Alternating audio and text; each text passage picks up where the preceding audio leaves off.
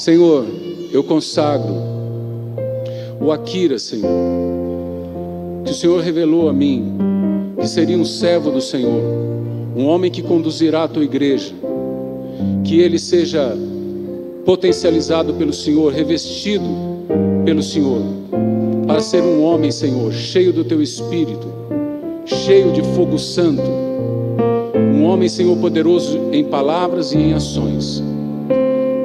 E nós o fazemos, Senhor, em nome do Pai, do Filho e do Espírito Santo, sob a autoridade do nome de Jesus. Akira, sê tu uma bênção, meu filho.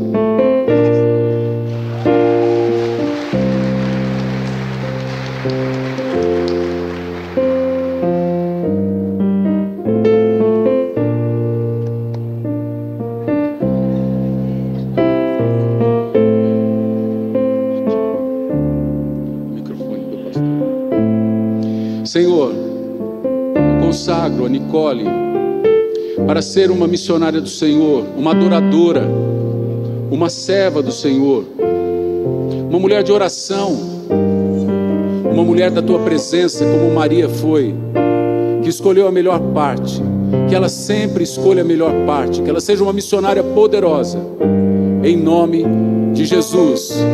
E nós o fazemos, Senhor, consagrando-a em nome do Pai, do Filho e do Espírito Santo, sob a autoridade do nome de Jesus. Será que eu consigo levantar?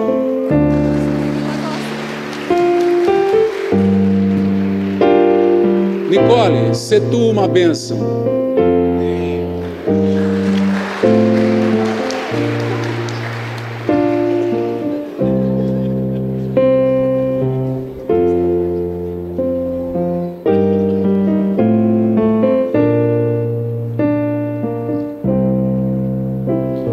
Senhor, nós consagramos o Brian para ser um homem cheio do teu Espírito, um missionário incansável, um missionário simpático, alguém que caia na simpatia do povo e que atraia multidões ao Senhor para glorificá-lo, exaltá-lo e servi-lo. Que o Brian tenha uma boca, Senhor, erudita, que o Brian tenha um olhar que enxergue os campos brancos prontos para a ceifa, sempre, e assim o fazemos.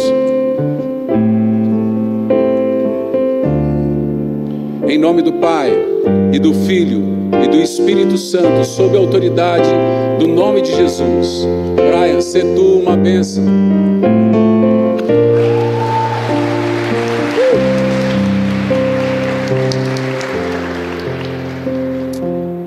Glória a Deus. Podem sentar, amados. Obrigado, Deus abençoe. Obrigado, Deus abençoe.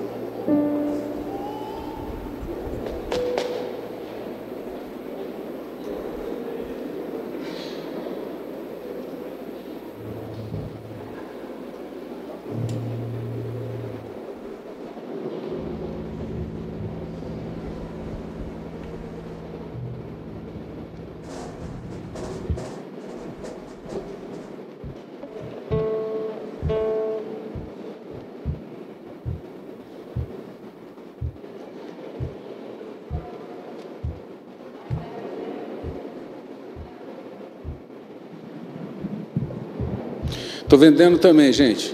Quiser comprar, dá para pendurar paletó, camisa, chapéu, boné.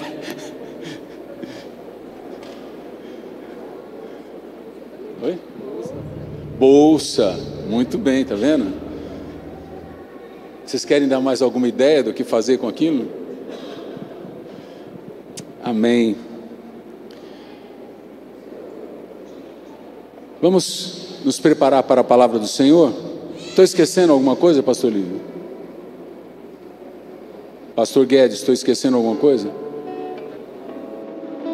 Então vamos nos preparar para a palavra do Senhor. Vamos nos colocar em pé novamente por mais um momento e vamos adorar ao Senhor.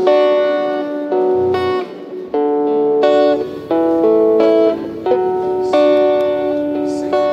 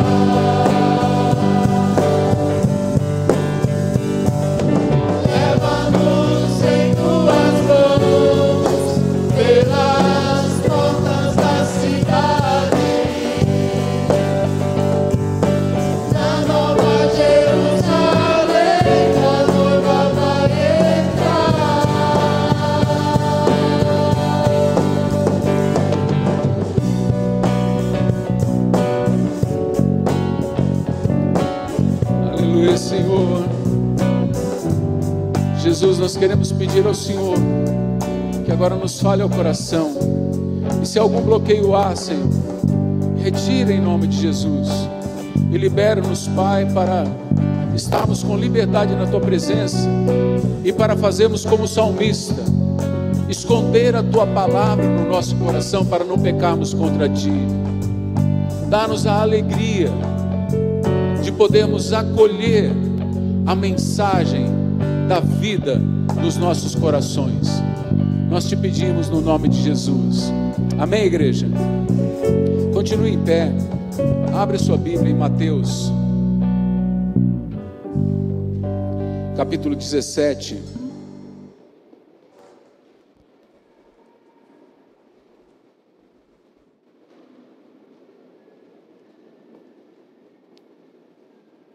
Esse fim de semana está sendo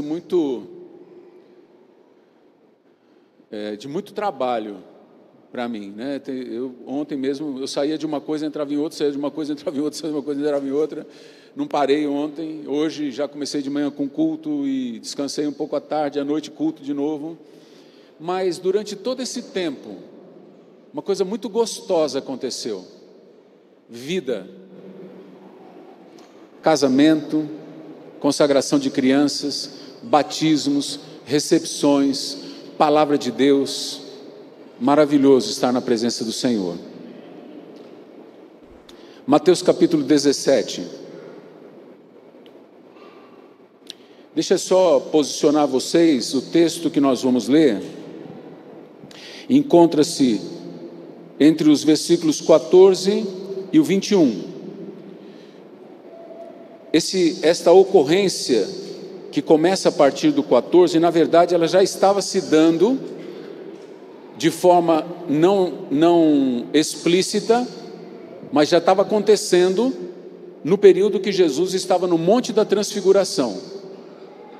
No capítulo 17, no verso 1, começa a falar que Jesus esteve no Monte da Transfiguração com Pedro, Tiago, João, e lá apareceram duas pessoas, Moisés e Elias. O rosto de Jesus, uma nuvem os cobriu, o rosto de Jesus era a nuvem da glória do Senhor, e o rosto de Jesus ficou incandescente, ficou brilhante. Isso deixou Pedro encantado ao ponto dele dizer: mestre, deixa eu fazer 3 tendas aqui, uma para o Senhor, uma para Moisés, outra para Elias, e vamos ficar aqui. O Senhor disse: não, vamos descer. E quando eles desceram, encontraram esta situação que eu quero que você me acompanhe. Quando chegaram onde estava a multidão, um homem aproximou-se de Jesus, ajoelhou-se diante dele e disse: Senhor, tem misericórdia do meu filho, ele tem ataques, está sofrendo muito, muitas vezes cai no fogo ou na água. Eu o trouxe aos seus discípulos, mas eles não puderam curá-lo. Respondeu Jesus: ó geração incrédula e perversa, até quando estarei com vocês? Até quando terei que suportá-los? Tragam-me o menino. Jesus repreendeu o demônio, este saiu do menino, que daquele momento em diante ficou curado. Então os discípulos aproximaram-se de Jesus em particular e perguntaram: por que nós não conseguimos expulsá-lo? Ele respondeu: porque a fé que vocês têm é pequena. Eu asseguro que se vocês tivessem fé do tamanho de um grão de mostarda, vocês poderão dizer a este monte: vá para lá, e ele irá. Nada será impossível para vocês. Mas esta espécie só sai pela oração e pelo jejum. Amém? Podem sentar-se.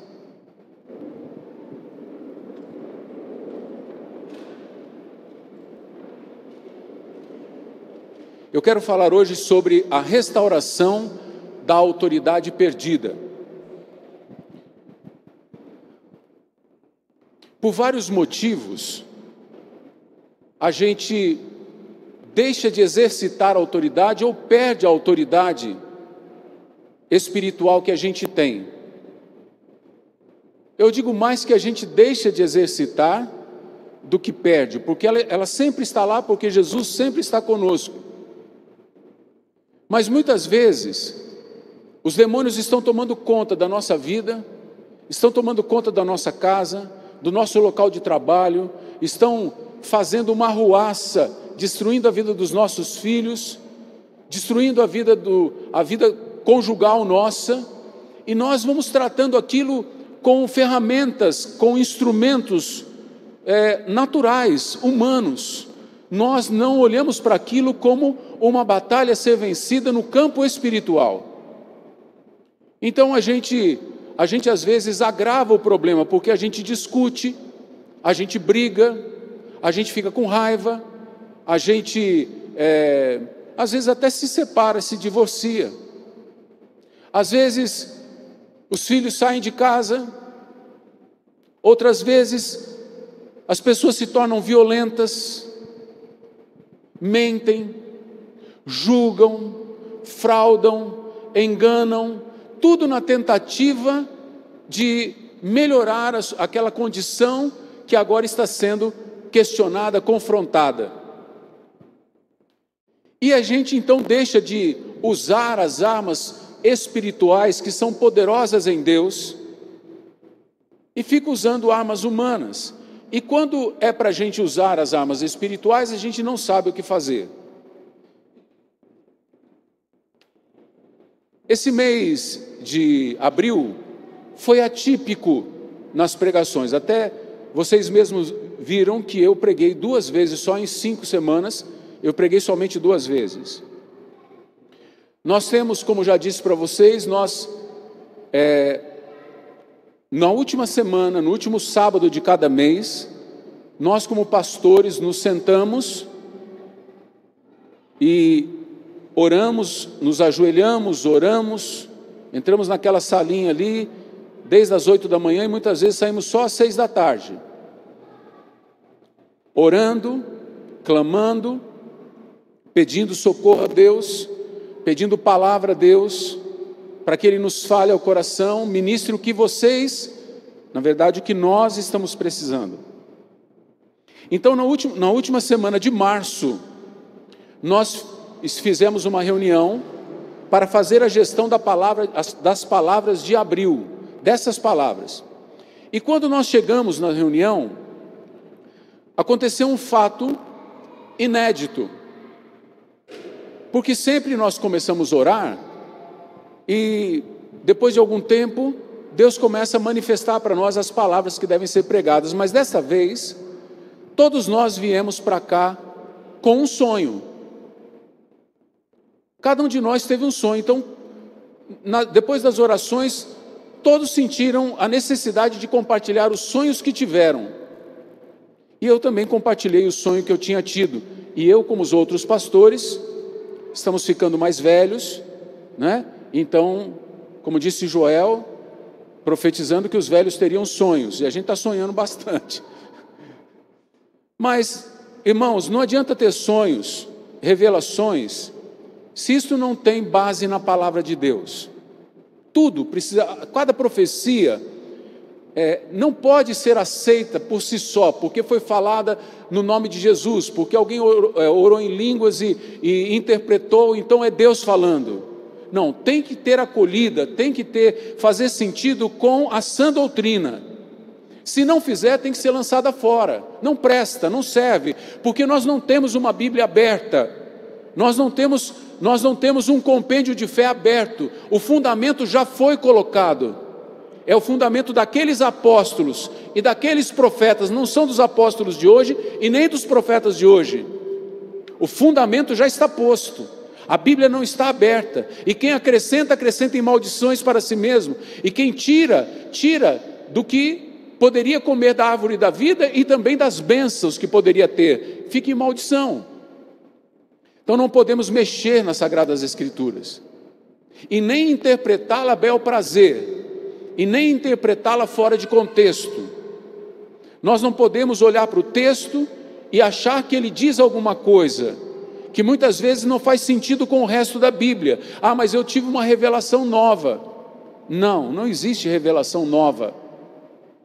Isso é importante que vocês tenham em mente. Deus não vai falar nada novo. Tudo que é novo, na verdade, é o que sempre foi novo, porque o reino de Deus é novo. O reino de Deus não é dessa terra. Amém? Então isso nós temos que ter claro para não sermos enganados por doutrinas de demônios, por fábulas de velhas caducas, pela indução de homens que estão com a mente corrompida, com o coração corrompido, e nos induz ao erro, através de artimanhas e de artifícios de interpretações, que na verdade não condiz, não tem nada a ver com o compêndio da nossa fé, com todo o espectro, né? todo o volume da nossa fé, todos os detalhes da nossa fé.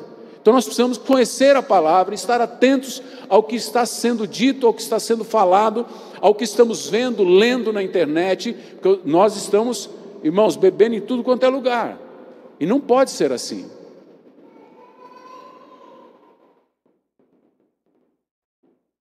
Então eu quero contar também um sonho que eu tive. O sonho era assim: no meu sonho eu estava numa praia, foi um sonho mesmo, estava dormindo, sonhei esse negócio.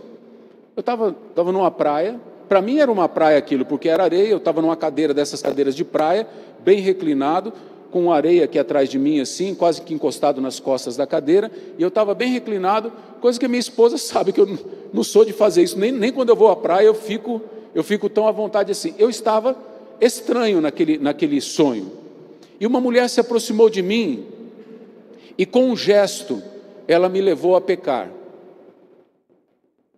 e eu gostei do pecado.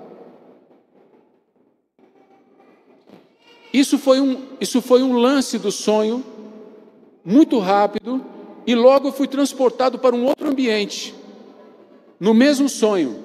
Eu já não estava mais na praia, agora eu estava entrando num lugar que eu tenho a impressão que parecia com um frigorífico, não por ter carnes lá dentro, mas pelo ambiente. Eram muitas salas, muitas repartições, muitos ambientes. Eu entrei naquele lugar e eu ia vendo, havia pessoas dentro da sala aqui, pessoas estranhas, pareciam enigmáticas, pareciam meio zumbiloides, meio estranhas mesmo, umas coisas meio fantasmagóricas, sabe? E eles estavam assim, como se fosse uma junta médica, eles estavam ali em volta de alguém, e eles me olhavam por sobre os ombros, eu passando, eu os olhava, eles viravam o rosto e continuavam ali. E eu fui entrando, e fui percebendo que estava havendo uma carnificina naquele lugar. E quando eu descia ao subsolo, ou no andar de baixo estava havendo alguma coisa terrível, parecia esquartejamento de pessoas, ali estava havendo, assim, homicídio mesmo, estavam destruindo as pessoas, dilacerando as pessoas, aqueles mesmos seres. Então eu comecei a querer fazer alguma coisa, mas eu me lembrava do pecado que eu tinha cometido, e eu não tinha autoridade para expulsar aquilo, para comandar contra aquilo, por causa do pecado que estava comigo. E eu me sentia, apesar de saber que era o meu pecado que estava me impedindo de agir ali naquele ambiente, o pecado do outro ambiente estava me impedindo de agir ali, eu não tinha vontade de confessar o pecado, não havia forças em mim para confessar o pecado. Eu estava meio que confortável em ter pecado. Então eu comecei a perceber que eu precisava confessar o pecado. Eu não podia ficar confortável, eu não podia ficar daquele jeito. E então eu comecei a pedir misericórdia para Deus: me ajude, Senhor, me ajude, porque eu preciso confessar o meu pecado. Então eu comecei a ter uma luta pessoal ali dentro daquele ambiente fantasmagórico. Eu comecei a ter uma luta, e então o Senhor me ajudou, e eu consegui colocar para fora o meu pecado, eu consegui confessar o meu pecado. E então eu fui transportado lá para o começo, lá para aquele ponto inicial daquele ambiente, e entrei novamente. Então eu entrei na primeira sala, e quando eles olharam por cima do ombro, a mesma cena, eu levantei a minha mão, e agora eu sabia, antes eu não sabia o que era, agora eu já sabia, eram demônios. Eles simplesmente subiam como fumaça, eles se desfaziam em fumaça. E eles foram, cada ambiente daquele eu levantava a minha mão, e eles esfumaceavam e sumiam. E eu comecei a perceber que havia havia sido restaurada a autoridade que eu tinha em Cristo Jesus, porque agora eu estava em santidade, eu não estava mais em pecado, porque agora eu havia confessado o meu pecado, porque agora eu estava vivendo no Senhor e não na minha carne. Então o sonho acabou e aquilo me intrigou muito. Eu vim aqui para a reunião e o Senhor me deu esse texto, e eu queria que você prestasse muita atenção no texto. Eles estão lá tentando expulsar, tentando curar o menino, porque eles achavam que o menino estava doente, não conseguiram expulsar o demônio. Aquela doença era uma ação de demônio na vida daquele menino. E quando Jesus chega, o pai corre para Jesus e fala: mestre, socorre o meu filho, eu trouxe aqui para os teus discípulos e eles não puderam expulsar, não puderam curá-lo. E Jesus então fica irritado. E as expressões de Jesus são muito importantes aqui. Ele diz: ó geração incrédula e perversa, até quando eu vou ter que suportar vocês? Até quando eu vou ter que aguentar vocês?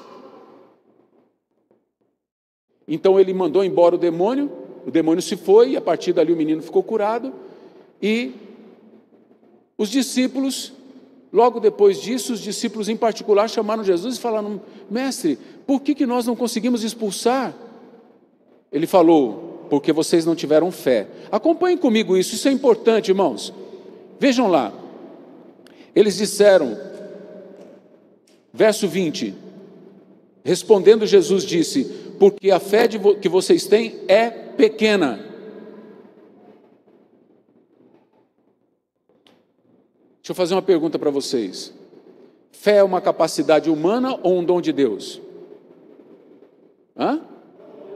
O que vocês acham? Fé é uma capacidade humana de crer, né? De crer no invisível, no sobrenatural, ter a certeza das coisas que se esperam, a convicção dos fatos que a gente não vê, ou é um dom? É um dom. Vós sois salvos pela graça, mediante a fé, isto não vem de vós, é dom de Deus. Amém? Então, isso está lá em Efésios, capítulo 2, verso 8. Então, amados, vejam bem, a fé é um dom. Jesus disse: vocês não puderam expulsar porque a fé é pequena, a fé de vocês.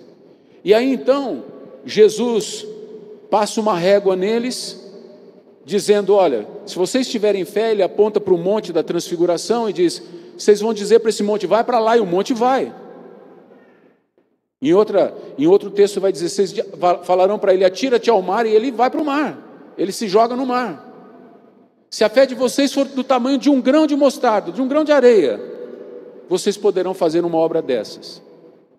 Mas a fé é um dom de Deus, não é algo que a gente adquire sozinho. Então, quem tem que dar é Deus. Mas Deus fala, na pessoa de Jesus, que esta espécie de demônio só sai com oração e jejum. Primeiro ele diz: vocês não puderam expulsar porque a fé de vocês é pequena. E depois ele diz: esta casta de demônio, ou esse tipo de demônio, só sai com oração e jejum. Então eu queria falar um pouco sobre a restauração da autoridade perdida. Eu tive o sonho onde eu precisei ter a minha autoridade espiritual restaurada por causa da vida de pecado. E eu comecei a perguntar para Deus: Deus, o que é que o Senhor está querendo me ensinar? Então, irmãos, eu queria que você atentasse bem para aquilo que você vai ouvir nesta noite. O pecado, basicamente, a palavra pecado significa errar o alvo. Você não fazer aquilo que tinha que fazer, aquilo que você estava destinado a fazer. E nós estamos destinados a glorificar a Deus. Nós fomos gerados em Cristo Jesus para a glória da graça de Deus. Isso também está lá em Efésios capítulo 1, Efésios capítulo 3. O problema é que nós dizemos para Jesus: tu és o meu Senhor, o Senhor vai dirigir a minha vida. Então nós nos propomos a segui-lo, a fazer a sua vontade, a vontade de Jesus.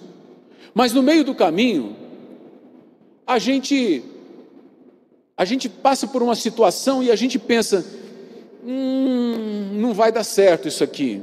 Eu acho que eu tenho que fazer desse jeito. Porque você está com o coração inclinado a fazer a sua vontade. E você olha o que Deus quer e você não consegue reconhecer que aquilo que Deus quer vai ser o melhor. Irmão, se você não fechar aí, querido, sai todo o ar. Eu estou sentindo um calor aqui com esse paletó. Fecha essa janela aí para mim. Se vocês estão sentindo calor, desçam, porque o ar quente sobe e o ar frio desce. Fecha aquela porta lá também, nós estamos perdendo o ar e aí a gente perde energia também.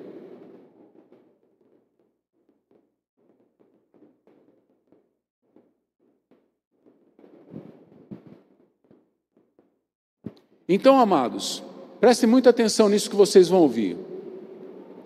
Todo pecado, na verdade, nada mais é do que um ato de incredulidade. Isto é, por que eu opto por alguma coisa que eu desejo e não opto por aquilo que Deus quer? Por que eu opto por aquilo que parece nas minhas contas que vai dar certo e não opto por aquilo que Jesus falou que funciona? Porque eu não creio naquilo que Jesus falou, eu creio naquilo que a minha mente, o meu coração estão me dizendo. Por que a gente erra o alvo de glorificar a Deus? Porque a gente não está querendo fazer a vontade de Deus, e isso é pecado. Pecado, portanto, é deixar de fazer a vontade de Deus, é deixar de cumprir com o propósito de Deus, é cumprir com a minha vontade, com a vontade do mundo, com os desejos das pessoas, seja o que for. Seja pecado por comissão ou por omissão.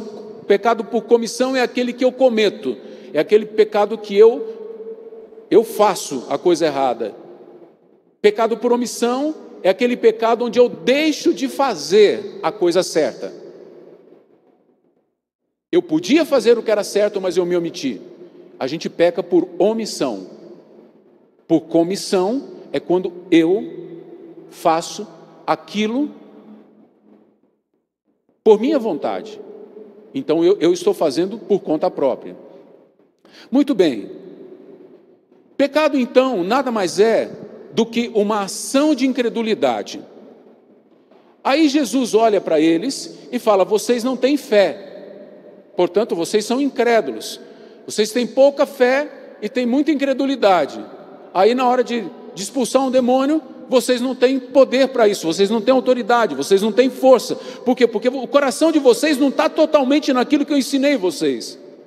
Vocês estão olhando para outras coisas, as circunstâncias, a cara do endemoniado, o tom de voz, alguma coisa está fazendo com que vocês se abalem na sua fé. Eu estou aqui conjecturando, obviamente. E Jesus chama eles então de incrédulos e perversos.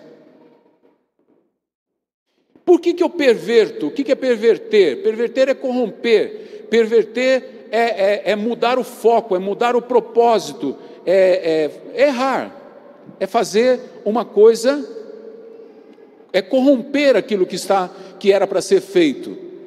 E ele chama os discípulos de geração incrédula e perversa. A nossa falta de fé faz com que a gente perca o foco da vontade de Deus. Faz com que a gente se corrompa. Faz com que a gente não entenda que o que Deus tem é o melhor. Que o nosso melhor não é melhor. O nosso melhor fica muito aquém da vontade de Deus. A vontade de Deus é perfeita. A vontade de Deus é boa. A vontade de Deus é agradável. Então, a nossa falta de fé, Deus fala para nós: vire a outra face. A gente fala: o quê? Eu vou ficar feito bobo aqui? Faltou fé na palavra de Deus. Se Deus falou para você, faz. Não vou virar a outra face, não. Vou dar um murro no meio da cara desse cara aqui. Você então perverteu o teu propósito, que era glorificar o Senhor. Porque Se você vira outra face, Deus vai agir. Mas se você toma as rédeas na tua mão e faz do teu jeito, Deus não pode mais agir. É você quem está agindo, na verdade é o diabo agindo na sua vida. E aí então você perverte por que o teu caminho? Porque você não teve fé naquilo que Jesus falou, que levar o tapa na outra face era muito melhor do que dar um murro na cara do cara. Mas a nossa carne não consegue, ela não aguenta, ela fala, não, isso não vai ficar barato, não, isso aqui vai ter troco, não. Deixa a vingança na mão de Deus, diz a palavra. O Senhor vai fazer a vingança. Não, vingança é um prato que se come frio, deixa passar, esse cara vai ver. Lá na frente ele não vai nem saber o que passou por cima dele. Você assumiu a posição de pecado, você perverteu o seu propósito, que é glorificar a Deus. Você está em pecado. Como restaurar a autoridade? Então eu queria trabalhar um pouquinho com vocês isto. Como restaurar a autoridade? Vamos aqui aos passos. Se a falta de fé me leva a perverter o meu caminho e me leva ao pecado, então o que me leva a restaurar a minha autoridade?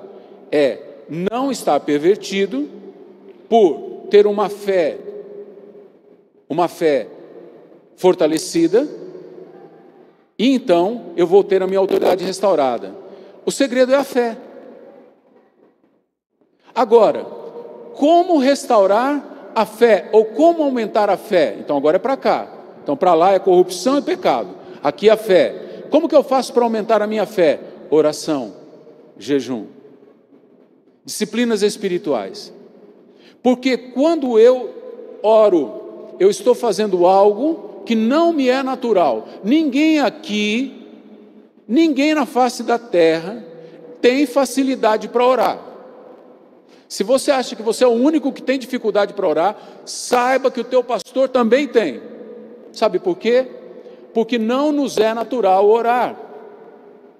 Não é natural, irmãos. Concorda comigo ou não? É natural você ver um cara ajoelhado ali falando com alguém que ele não está vendo? Não. Você pode ver que quando você vai orar, a luta interior que você tem, a sua mente começa a... Você vê imagens do seu dia a dia, você pensa num monte de bobeira, tua cabeça começa a se ocupar, ela fica, parece que solta. Você começa a orar, você ora 5 minutos, você fala, meu Deus, parece que eu orei a eternidade inteira. Acontece só comigo ou com você também? Com quantos acontece esse tipo de coisa aqui? Bem-vindo ao mundo real, meu querido. No mundo real, os crentes têm luta para fazer as coisas espirituais. Esse negócio da gente ficar deificando, glorificando homens que oram muito, está errado. Esse negócio da gente achar, deixa eu voltar lá para pegar os passos aqui, para não perder os passos. Esse negócio de achar que o poder para expulsar demônio, preste muita atenção nisto. Esse negócio de achar que poder para expulsar demônio, poder para curar, poder para fazer maravilhas, está em eu orar e jejuar, está errado. Não fecha o filtro não, viu, espiritualzão? Presta atenção antes de você fazer a besteira de fechar o filtro. Eu não vou ter poder para expulsar demônios se eu orar e jejuar. Preste atenção. O que vai acontecer se eu orar e jejuar? Vai acontecer que a minha fé vai se fortalecer. E então, eu vou abrir mão de mim mesmo e Cristo vai poder exercitar o seu poder em mim. O poder nunca será meu. O poder nunca será teu. Nunca veja os homens como poderosos. Não existe homem poderoso. O único homem poderoso é o Filho do homem, Jesus Cristo, o nosso Senhor. O grande problema é que Ele não vive a vida dele em nós. Somos nós que vivemos em nós a nossa vida. E nós vamos nos pervertendo e pecando, e nos pervertendo e pecando, porque não cremos que o que Deus tem para nós é o melhor. Quando então jejuamos e oramos, o que estamos fazendo? Estamos subjugando a nossa carne, estamos crucificando a nossa carne. É uma forma de nós pegarmos nós mesmos e dizer: não será do teu jeito, será do jeito de Cristo. E então, quando os demônios olham para nós, eles não nos veem mais, eles veem a Cristo em nós. Eles veem o Espírito Santo, porque eles nos veem cheios do Espírito, e eles temem e tremem, porque eles não estão diante de um homem natural, pervertido, corrompido, mas eles estão diante de um homem espiritual, cheio, exalando Jesus. E aí, diante de Jesus, é o que eles falaram lá para os filhos de Cefas. Paulo, nós sabemos quem é Jesus, nós conhecemos muito bem, mas vocês quem são? O que eles estavam vendo? Eles estavam vendo 7 homens usando palavras mágicas, usando as palavras que os cristãos usavam como se elas fossem mágicas. Eram judeus que estavam usando as palavras dos cristãos para ver se funcionava para expulsar demônio. Mas não funciona, porque aqueles apóstolos, aqueles discípulos que estavam expulsando o demônio, estavam fazendo no nome de Jesus e cheio de Jesus. Jesus, na verdade, estava fazendo por meio deles. E o que aconteceu foi que eles apanharam dos demônios, os demônios rasgaram suas vestes, e eles saíram apanhando e apanharam muito, porque a gente não tem poder, irmão. Que coisa maravilhosa é quando Cristo vive em nós, a vida dele. Por isso que Paulo diz: já não sou eu mais quem vive, mas Cristo vive em mim. E o viver que hoje eu tenho na carne, eu vivo para a glória dele. Cristo em nós é a esperança da glória. Cristo em nós é a esperança de que a glória de Deus se manifestará através de nós. Enquanto você fizer com as suas forças, você na verdade está pervertendo o caminho, você não está crendo. Então, quando eu oro e jejuo, eu subjugo a mim mesmo e digo: não, Paulo, não é você, é Cristo. Então a oração não vai mudar o coração de Deus, vai mudar o meu coração. Eu oro para Deus me transformar, eu oro para Deus me mudar, eu oro para Deus tirar a minha arrogância, tirar a minha petulância, tirar a minha presunção. Então eu me humilho diante de Deus, e Deus me exalta. Então desaparece o homem falível, desaparece o homem carnal, o homem pequeno, e aparece Cristo nele. Irmãos, o Evangelho é muito simples, mas nós gostamos de homens poderosos. Eu fico me lembrando de Naamã quando chegou diante de Eliseu. Ele ficou frustrado ao ver Eliseu. Eliseu era para ele uma figura frustrante, profética, uma figura profética frustrante. Porque Eliseu chegou com o Iazi, o seu servo, diante de Naamã e o exército que o acompanhava, o grupo de soldados. Geazi ficou perturbado com aquele grupo de soldados, e Eliseu falou: Senhor, abre os olhos dele, Senhor, abre os olhos dele para que ele veja aqueles que estão conosco. Então ele viu um grande exército de anjos ao redor, e aí ele sossegou.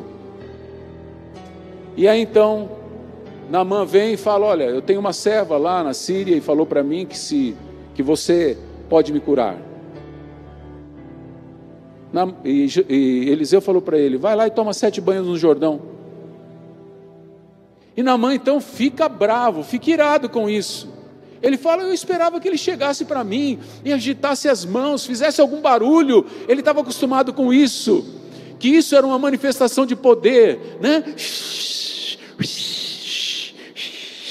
Isso é pajé, irmão, isso não tem nada a ver com cristão.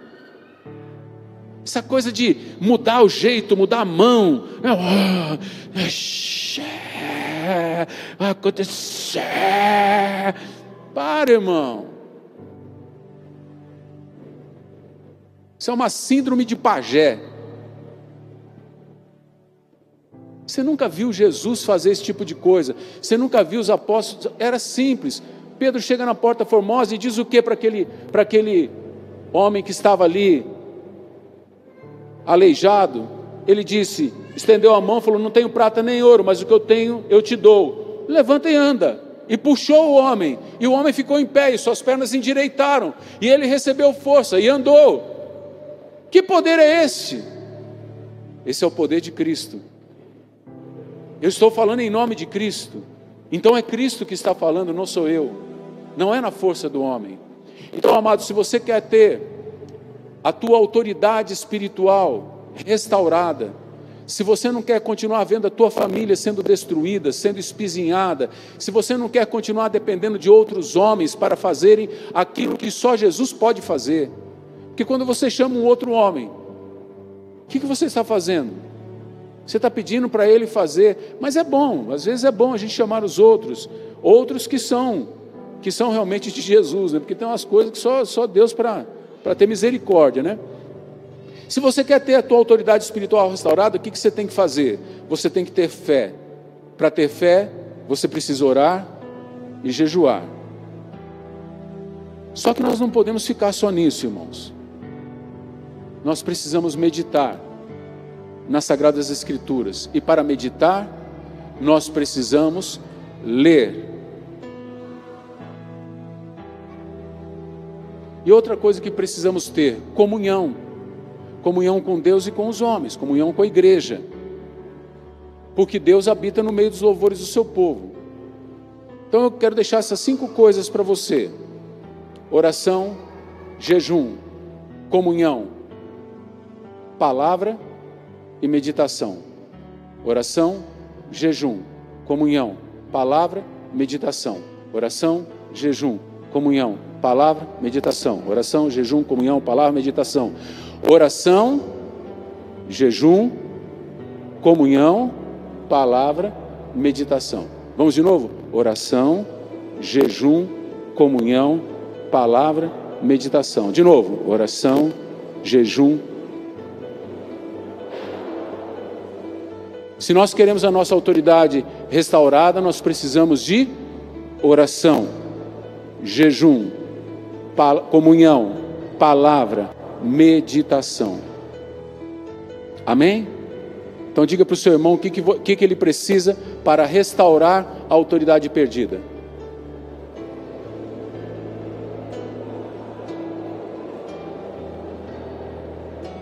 Faz que nem Jean Kempo aí, né?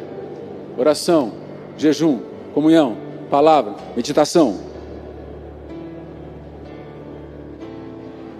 Isto vai fazer com que você tenha fé para crer que Deus age na sua vida e através da sua vida. Amém?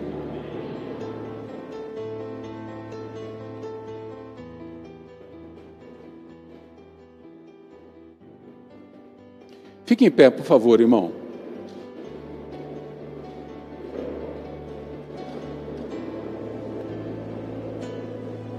O que temos que fazer mesmo?